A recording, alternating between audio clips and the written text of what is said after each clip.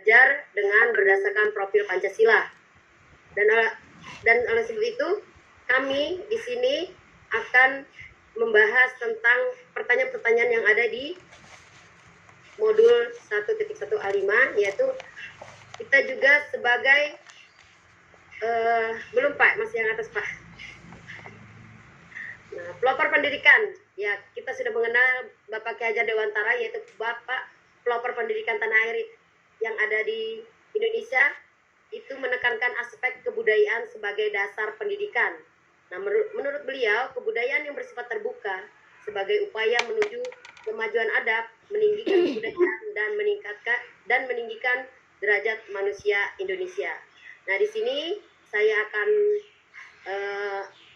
mengemukakan lagi tentang berbagi. Nah, saya hanya sampai di sini untuk memaparkan tentang konsep-konsep pengajaran yang akan diterapkan kepada siswa berdasarkan profil pelajar Pancasila, dan nanti akan diteruskan oleh Ibu Fitri untuk melanjutkan ke nilai-nilai sosial kultur sesuai dengan pemikiran Ki Hajar Dewantara.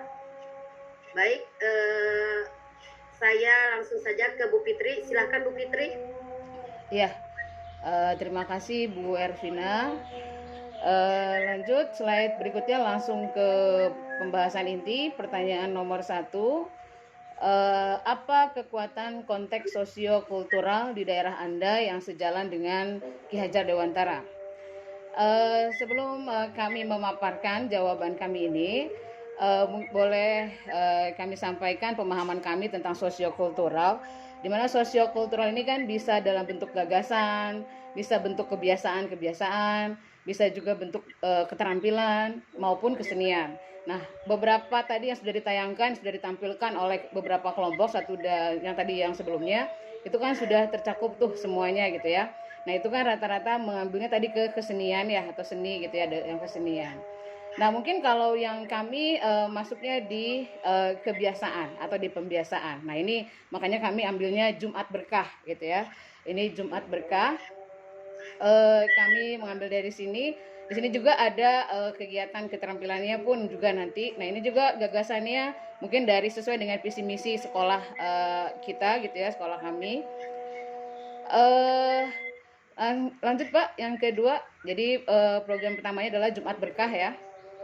Nah, yang pertanyaan kedua, bagaimana pemikiran Ki Hajar Dewantara dapat dikontekstualkan sesuai dengan nilai luhur kearifan budaya daerah asal. Ya, lanjut Pak. Nah, ini koneksi yang kami koneksikan, kami mengkoneksikannya dan melibatkan berbagai pihak. Ada guru, ada pelajar, teman sejawat, kepala sekolah tentunya yang utama, karena kalau mau kita lakukan kegiatan atau gerakan, kita koneksikan, itu harus melalui rekomendasi tentunya. Jadi harus disupport oleh semuanya. Dan terutama adalah keluarga ya, yang merupakan jembatan awal untuk pembentukan budi pekerti. Makanya kami melibatkan beberapa pihak untuk kegiatan ini atau yang terkait dengan nilai-nilai ini. Lanjut Pak.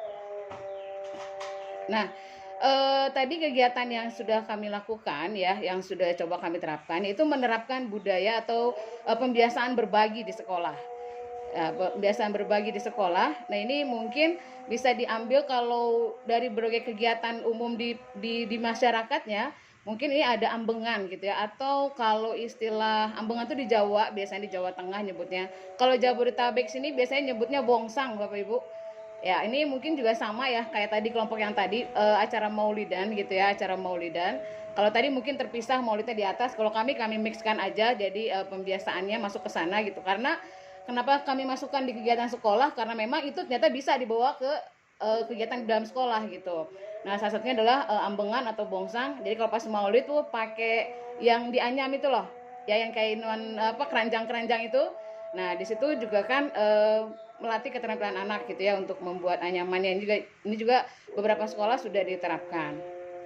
Nah, adapun yang refleksi untuk kegiatan yang sudah beberapa sekolah kami lakukan, yaitu dari kegiatan maulid yang berbagi tadi dengan pakai ambengan atau bongsang, itu adalah ada kegiatan berbagi sembako ini ya. Nah, ini berbagi sembako dari sekolahnya Bu Vina. Ini 1 bulan sekali anak membawa 1 bulan ini mungkin bawa beras 1 liter gitu. Nanti bulan depan bawa Indomie. Nah, ini yang dari sekolah Bu Vina.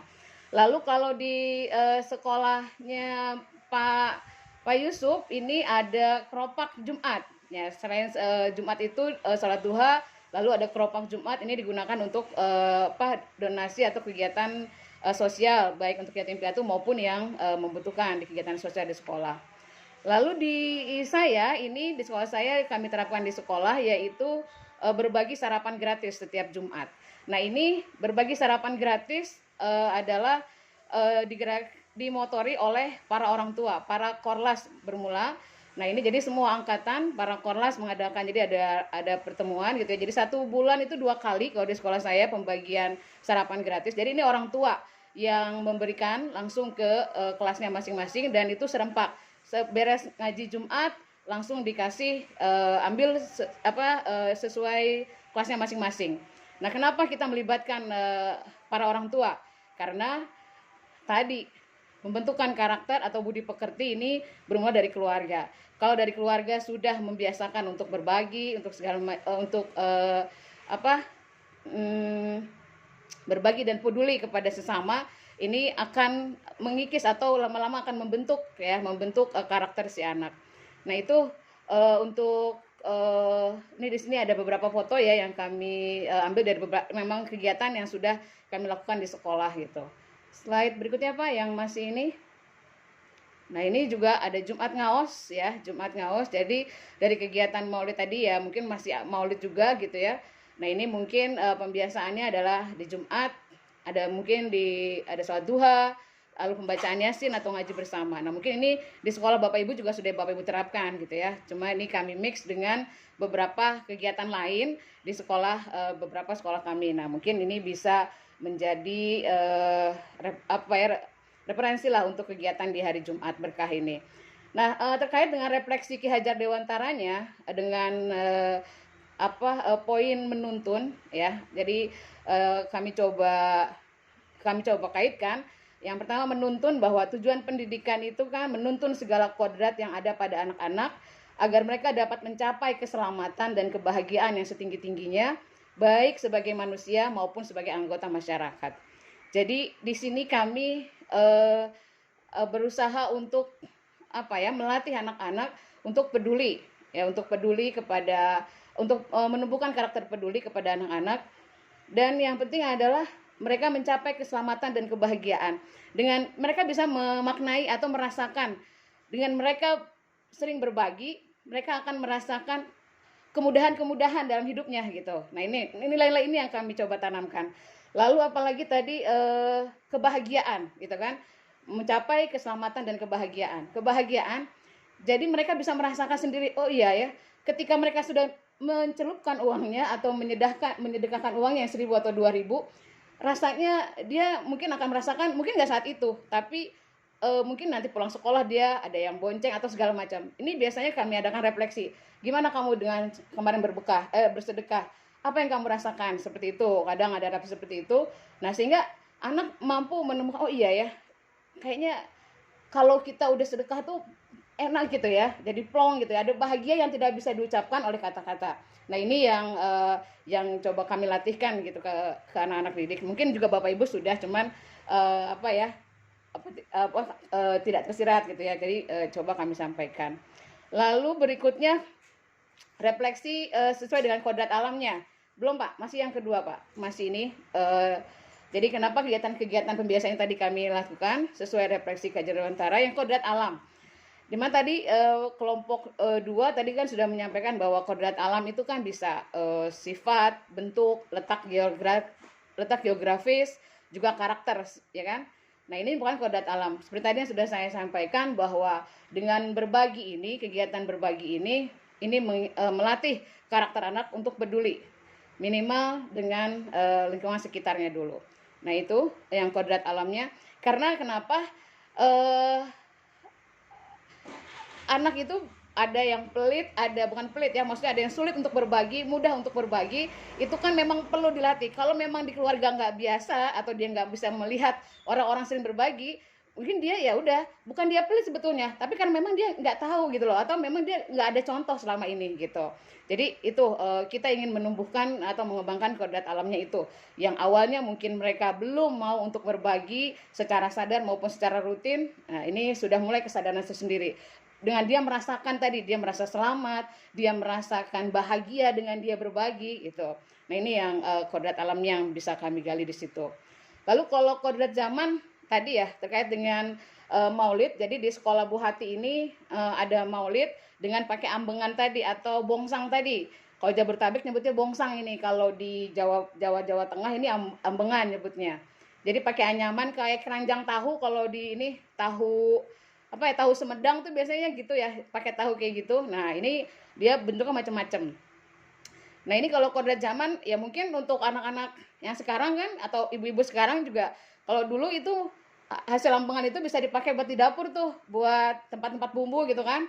Nah, kalau sekarang kan enggak, orang pulang selamatan atau pulang acara itu pakainya udah dalam bentuk plastik kan. Apa tuh tempat-tempat yang plastik kayak gitu, baskom-baskom gitu kan.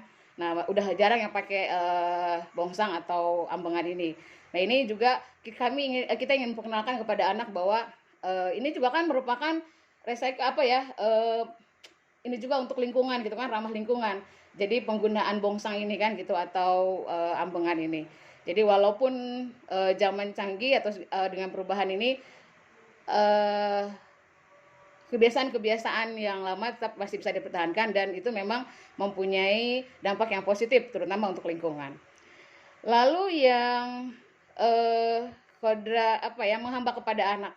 Menghamba kepada anak tadi yang saya sebutkan tadi, sudah saya paparkan bahwa kebiasaan berbagi ini kenapa tadi melibatkan orang tua juga tadi, karena memang bermula dari keluarga. Kalau keluarganya sudah terbiasa untuk berbagi, untuk segala macam, itu mungkin mudah membentuknya.